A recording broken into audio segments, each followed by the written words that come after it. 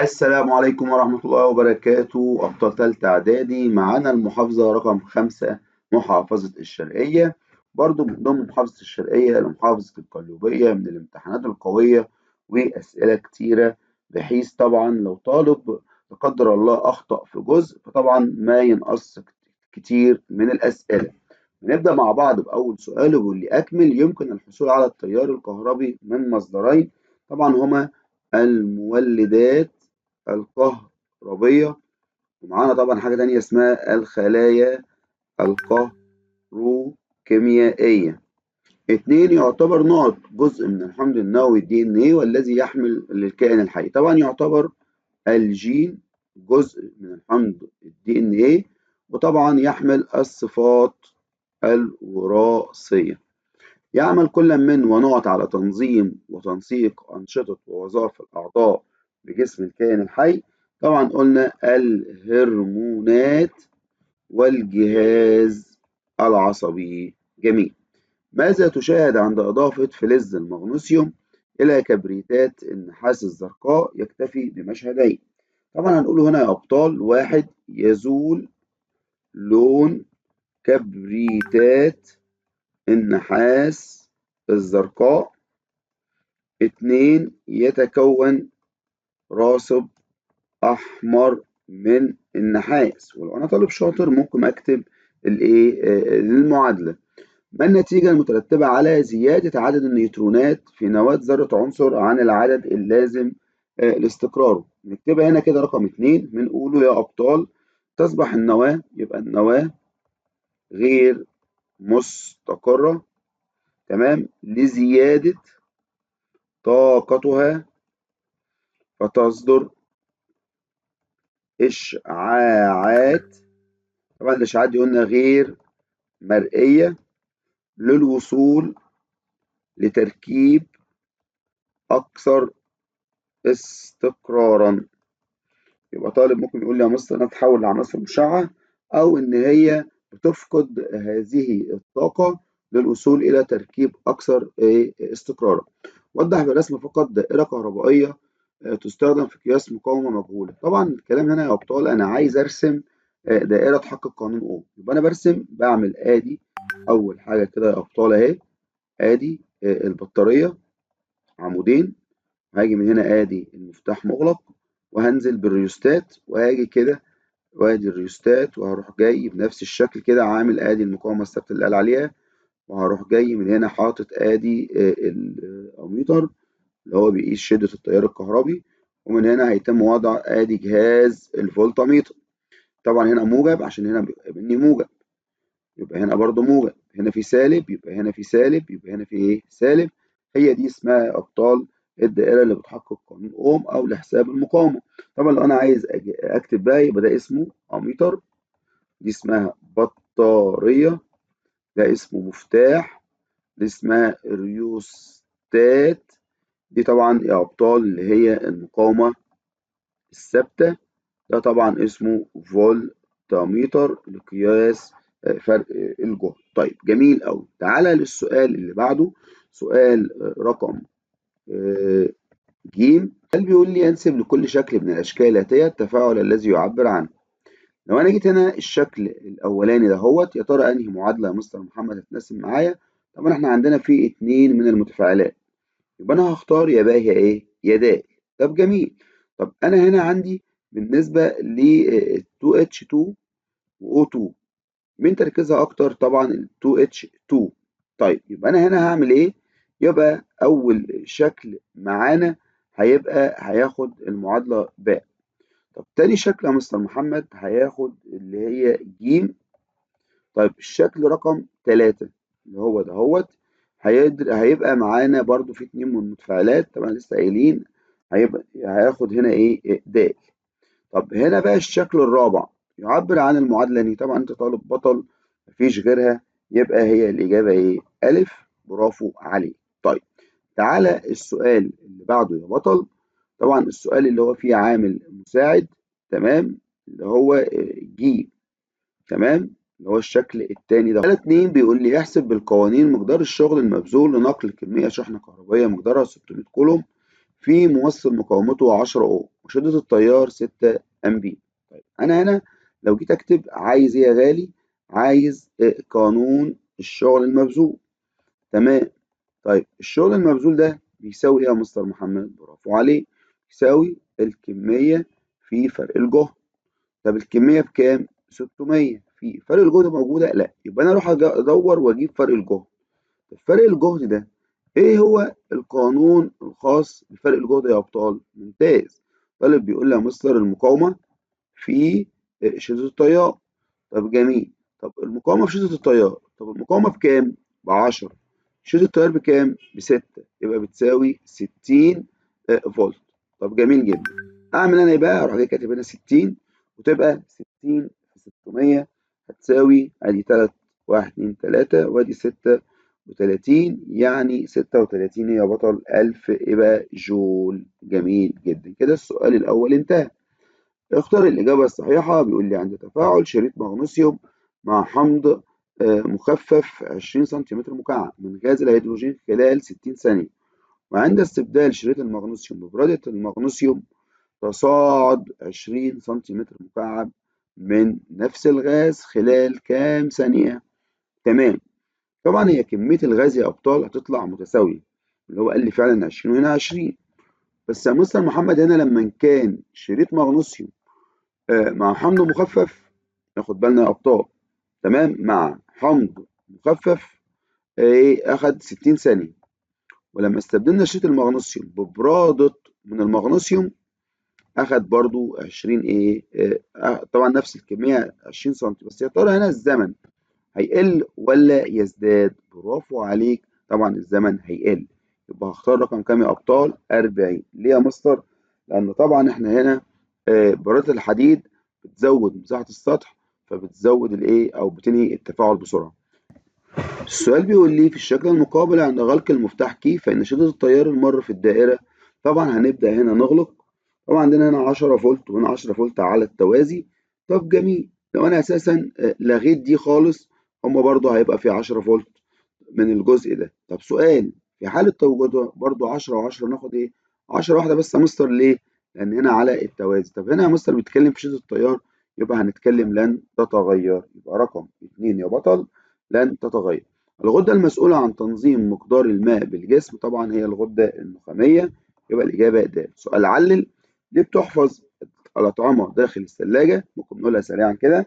هنقوله لأنها تبطئ من سرعة التفاعلات الكيميائية اللي هي درجة الحرارة المنخفضة، يعني تبطئ من سرعة التفاعلات الكيميائية التي تحدثها البكتيريا.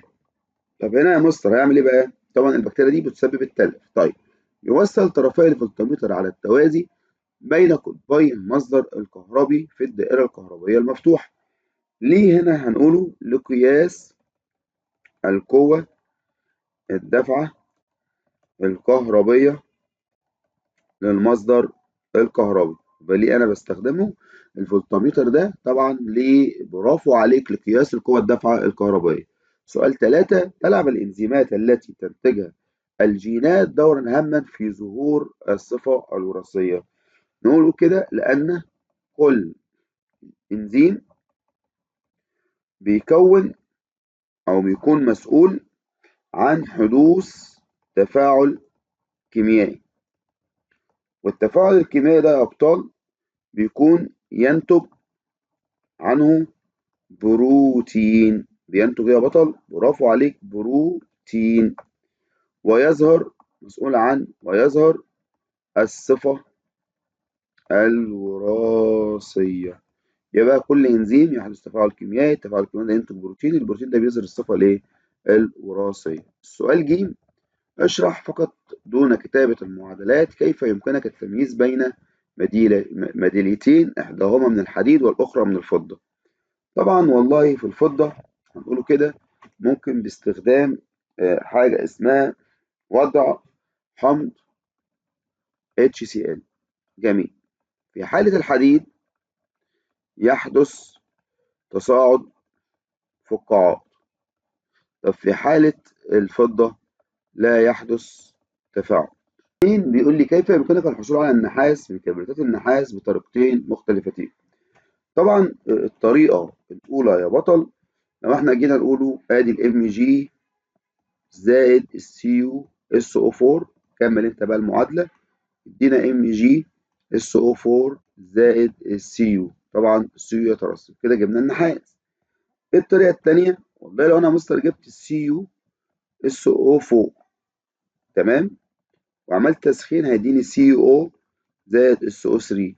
طب انا لو اخدت السي يو او دي ومررتها على ال H2 زائد السي يو او يبقى هيدينا H2O زائد السي يو، يبقى انا كده برضو جبت الطريقتين ايه، يبقى دول كده معادلتين مع بعض. السؤال ده طبعا كان في الامتحان الاولاني في إيه مكان الدرس. طيب السؤال 3، صحح ما تحته خط في العبارات الآتية.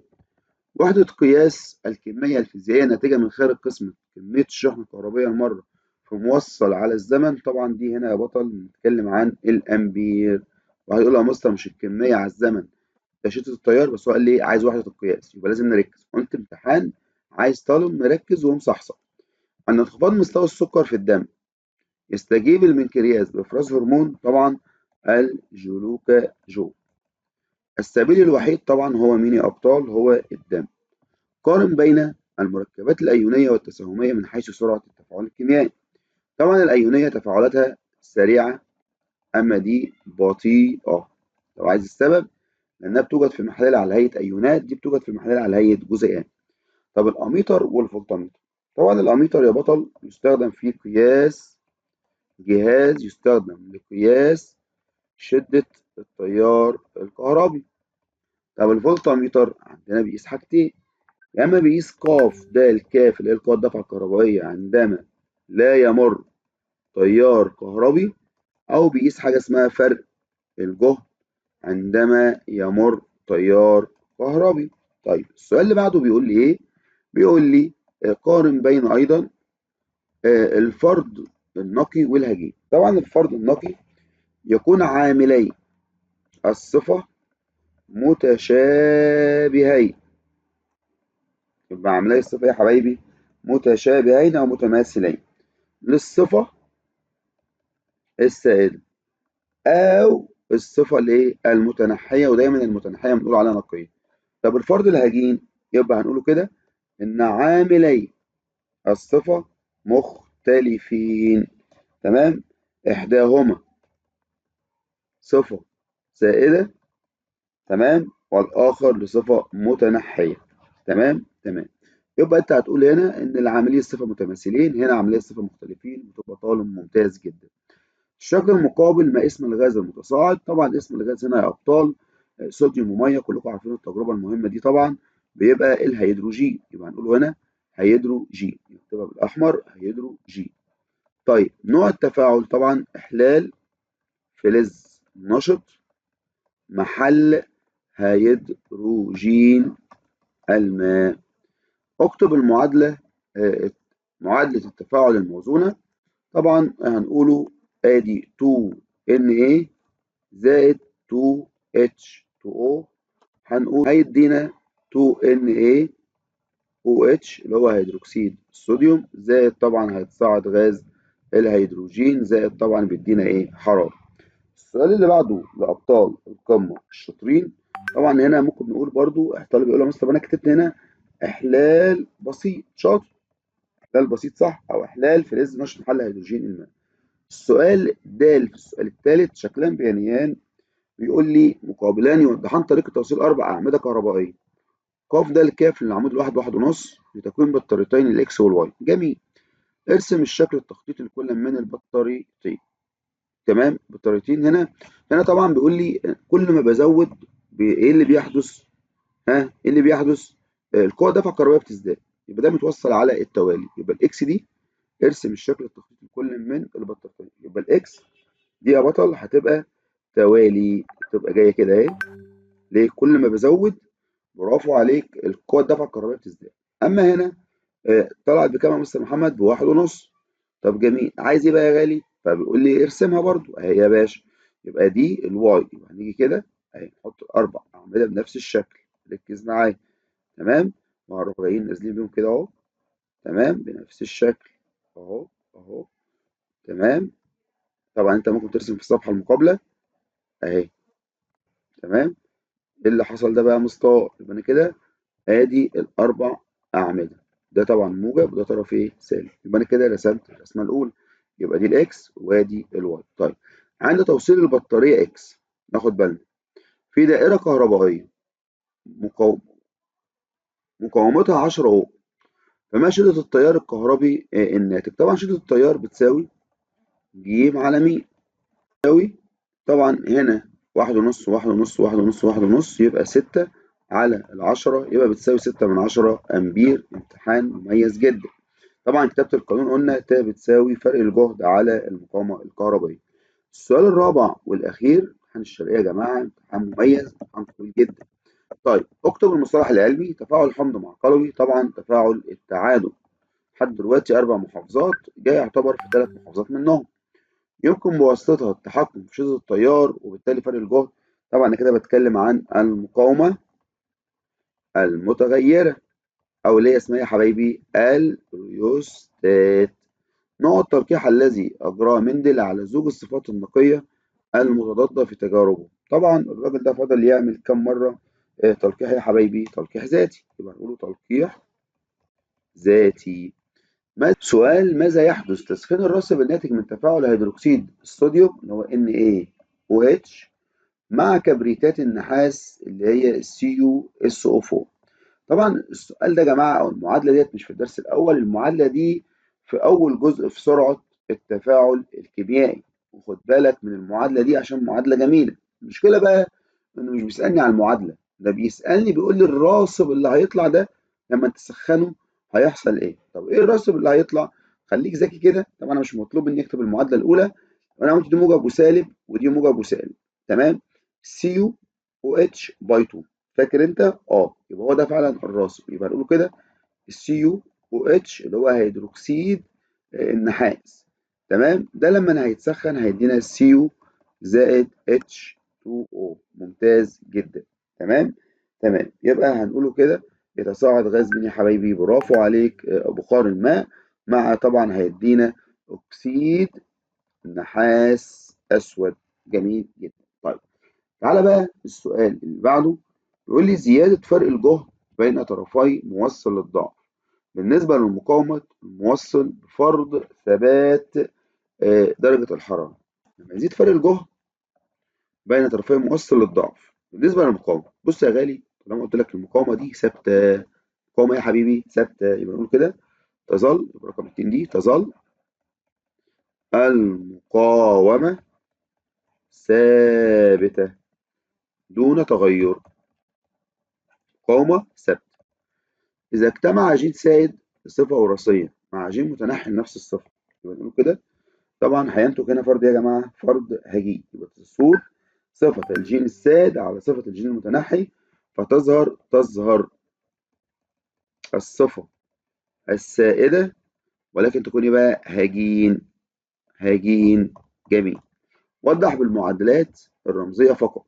امتحان عايز طالب مركز ووقته طبعا، لكن ده هيكون أطول فيديو معانا. طيب بيقول لي إضافة مسحوق كربونات الصوديوم إلى حمض الهيدروكلوريد، طبعا كربونات، ثم إضافة محلول نترات الفضة. لا ده مش سايبني في حالي بقى، ده عايز طالب قاعد مركز كويس قوي. انت ممكن يجاوب كربونات الصوديوم وحمض الهيدروكلوريد، وكان بيقول لي ضيف نترات الفضة من المحلول الناتج. طب يلا بينا نكتبها بقى في مكان تاني هنا جميل، هنقوله يا بطل يلا بينا. أول حاجة بيقول لي كربونات اللي هي Na2CO3 كربونات الصوديوم زائد HCl حمض الهيدروكلوريد مخفف، يطلع ايه؟ موجب سالب. فاكر انت موجب سالب؟ ها، يبقى NaCl عشان تبقى موزون نحط 2 طبعا على طول بيتفكك الى H2O زائد CO2 يتصاعد. جميل. قال لي اللي هيطلع هنا ده هروح جاي اهو NaCl مع مين بقى يا مستر محمد؟ ضيفه مع الاي جي ان او 3 اهي، نضيفه مع الاي جي زائد الاي جي ها ان او 3 هي اسمها نترات الفضة برضه موجب سالب موجب سالب. يلا بينا. يبقى ان ايه ان او 3 زائد ها اي جي Cl اللي هو الراسب اللي هو مين يا حبايبي؟ راس أبيض من كلوريد الفضة. طبعا أنت كده طالب ممتاز جدا. المسألة الأخيرة والجميلة بيقول لي احسب قراءة الفولتميتر. ماذا يحدث قراءة الفولتميتر عند التحريك الزالق من أ إلى ب؟ طبعا مسألة مميزة جدا. طيب هنا مسألة برضو عايز قراءة الفولتميتر. وقراءة الفولتميتر هروح جاي قايل إن ج بتساوي م في ت اللي هي مقاومة في شدة التيار. طب المقاومة بكام؟ طالب 5. شدة التيار بكام؟ ب3. يبقى الإجابة يا باشا 15 فولت. جميل جدا. طب سؤال بقى بيقول لي إذا تم تحريك الزالق من أ لب، خد بالك أدي أ وراح جاي هنا. تمام أهو. خلاص الكهرباء هتيجي تمشي كده أهو. تمام يا مستر. تمام. تمام هنا أوه راحت جاية هنا على طول تفضل طالعة. يبقى هنا يا غالي ما مشيتش في سلك المقاومة ده. تمام. يبقى هيحصل لها إيه بقى؟ يبقى نكتب تزداد قراءة الفولتميتر. امتحان جميل. يلا يا بطل ادخل على المنوفية وحل وهننزل لك بالإجابات. أتمنى ألاقي طلبة كتيرة مجتهدة وجاوبت صح. يلا ربنا يوفقكم وكل عام وانتم بخير. والسلام عليكم ورحمة الله وبركاته.